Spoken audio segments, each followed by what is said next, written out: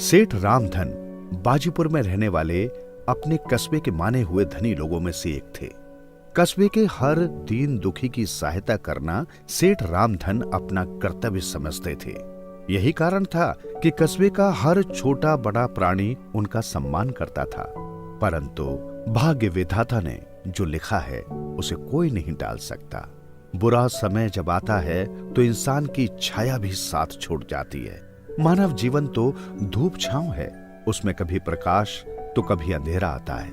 यही हाल रामधन का था। उसके पास एक बार राम ही राम बाकी रह गया। कारोबारी घाटे के कारण धन सारा उड़ गया। रातों रात वो धनी से निर्धन हो गया। जिस घर में खुशियां ही खुशियां नाचती थी, उस घर में उदासी छा गई। संकट के समय में तो अपने भी दूर भागने लगते हैं। रामधन बेचारा क्या करता? धन पास था नहीं, लेने वाले घर पर आ रहे थे और देने वालों ने आंख मिलाना भी बंद कर दिया था। इस दुख के समय में उनके लिए उनकी धर्म पत्नी राधा का ही साथ रह गया था। उसने जब अपने पति को इस प्रकार उदास और चिंता में डूबे देखा तो वो उन्हें हौसला देते हुए बोली, आप दिल छोटा न करो स्वामी, ये माया तो आती जाती रहती है। आज यदि धन चला गया तो क्या हुआ? हिम्मत से काम लोगे तो ये धन आप फिर कमा लोगे। राधा, नया काम शुरू करने के लिए भी तो धन की जरूरत है, जो हमारे पास है नहीं। बिना धन के कुछ नहीं हो सकता। तो क्या चिंता है? लो, मेरे गले का हार गिरधारी लाल जौहरी के यहाँ गिरवी रखाओ। जो धन मिलेगा उससे हम नया कारोबार शुरू करेंगे, लेकिन ये कारोबार यहाँ नहीं, किसी बड़े शहर में शुरू करेंगे। अपनी पत्नी की बात सुनते ही रामधन को जैसे जोश आ गया। उसने अपनी पत्नी को प्यार से देखा और कहा, राधा, तुम साक्षात देवी का रूप हो। आज के युग में तुम्हारी जैसी पत्नियां कहाँ मिलती हैं? आप मेरे भगवान हैं और मैं आपकी पुजारिन हूँ। मैंने जो कुछ भी किया है अपने प्रभु के लिए किया है। जाओ, देर न करो, इस हार को देकर कुछ पैसा ले आओ। हम कल सुबह होते ही बड़े शहर की ओर चल देंगे। रामधन उसी समय सोने का वो कीमती हार लेकर गिरधारी लाल जौहरी के पास गया तो उसने अपनी पारखी नजरों से उस हार को देखते ही समझ लिया कि ये बहुत कीमती है। उसने उसे आधे दामों में गिरवी रखने की शर्त रखी और साथ ही कहा कि यदि 1 वर्ष के अंदर इसे नहीं छुड़वाओगे तो आपका ये हार जब्त हो जाएगा। गिरधारी लाल की बात मानने के सिवा रामधन के पास कोई चारा ही नहीं था। जो रुपया उसने दिया उसे माथे से लगाया। दुखी मन से उसने दूसरी सुबह अपना घर छोड़ दिया और पास ही एक बड़े शहर में जाकर रहना शुरू कर दिया। किराए का छोटा सा मकान, इतनी बड़ी हवेली को छोड़ने के पश्चात दोनों पति पत्नी उसमें रहने लगे थे। नए शहर में धंधा जमाना इतना सरल काम तो नहीं था, मगर रामधन बहुत परिश्रमी आदमी था। उसने गांव से माल लेकर शहर आने वाले किसानों से अपनी मित्रता बढ़ानी शुरू कर दी। उसका प्रेम व्यवहार देखकर सब किसान बहुत प्रसन्न थे। अब तो शहर से बाहर ही रामधन ने अपनी एक छोटी सी दुकान खोल ली। वहीं पर खान पान का प्रबंध करके वो किसानों को अपने पास बैठा लेता। पहले तो उन लोगों के खान पान का धंधा शुरू किया, फिर धीरे धीरे उनसे उनकी फसलों का सौदा करना शुरू किया। उनसे माल खरीद लेता और मंडी में जाकर बेच देता। वो किसानों को कभी लूटता नहीं था, उन्हें बाजार भाव देता और अपनी बुद्धि से ऊपर का धन कमा लेता। किसान लोग उसी की दुकान पर बैठकर खाना खाते। इससे रामधन को दोहरा लाभ होता था, खाने पीने में लाभ, फसल में लाभ। कुछ ही समय में उनके जीवन का मानचित्र बदल गया। अब उनके पास काफी धन जमा हो गया तो उसने अपनी पत्नी से कहा, चलो प्रिय, अब एक बार अपने घर हो आए।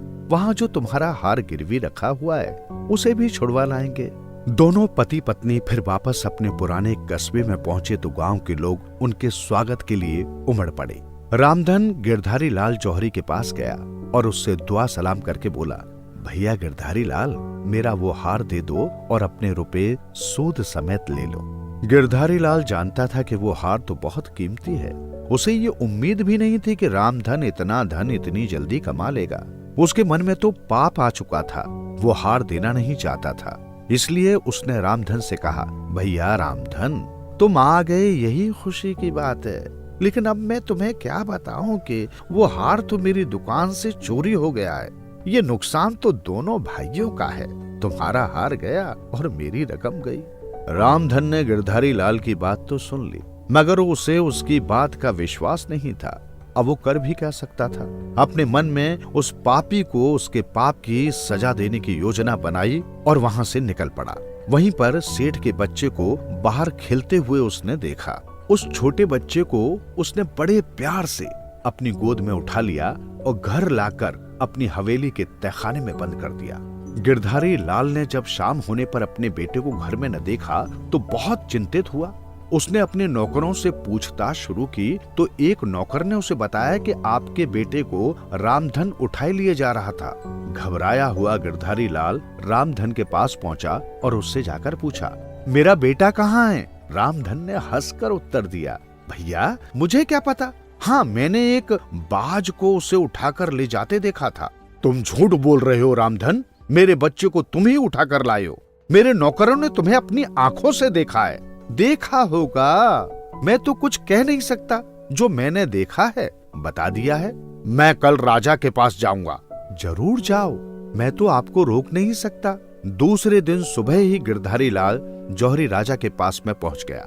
उसने राजा को बताया कि रामधन उसके बेटे को उठाकर ले गया है और अब वापस करने को तैयार नहीं।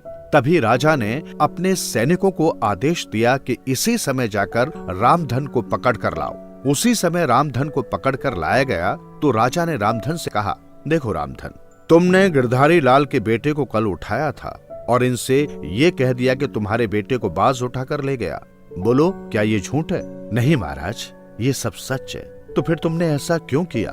महाराज, आप मुझे ये बताएं कि गांव के बहुत से बच्चों को छोड़कर बाज ने गिरधारी लाल के बच्चे को ही क्यों उठाया? क्यों उठाया ये तो तुम ही बताओगे। मैं तो केवल इतना जानता हूँ कि रामधन इसके दोषी तुम हो। महाराज, मैं सेठ गिरधारी लाल से कुछ पूछ सकता हूँ? जरूर पूछो। हाँ तो सेठ जी, आप मुझे ये बताएंगे कि आपकी दुकान में कितने जेवर रखे? बहुत हैं। उन जेवरों में ही आपने मेरी पत्नी का हार भी रखा था? हाँ रखा था। फिर ये बताओ कि वो चोर आपके सारे जेवरों को छोड़कर मेरी पत्नी का हार क्यों ले गए? जी, गिरधारी लाल हकलाने लगा। महाराज, अब तो ये न्याय आप ही करेंगे कि गिरधारी लाल दोषी है या मैं। यदि सैकड़ों जेवरों में से मेरा हार चोर ले गया तो गांव के सब बच्चों को छोड़कर बाज इनके बच्चे को भी उठाकर ले जा सकता है। गिरधारी लाल समझ गया कि मैंने जो किया था उसी का फल मुझे मिला है। उसने महाराज के सामने हाथ जोड़ते हुए कहा, महाराज, मुझे भूल के लिए क्षमा कर दें। मैं रामधन की पत्नी का हार वापस दे देता हूँ। ठीक है, मैं आज ही आपका बच्चा भी वापस लाकर दे दूंगा। जैसा कोई करेगा वैसा ही भरेगा। रामधन को अपना हार वापस मिल गया। उसने गिरधारी लाल का बच्चा वापस दे दिया।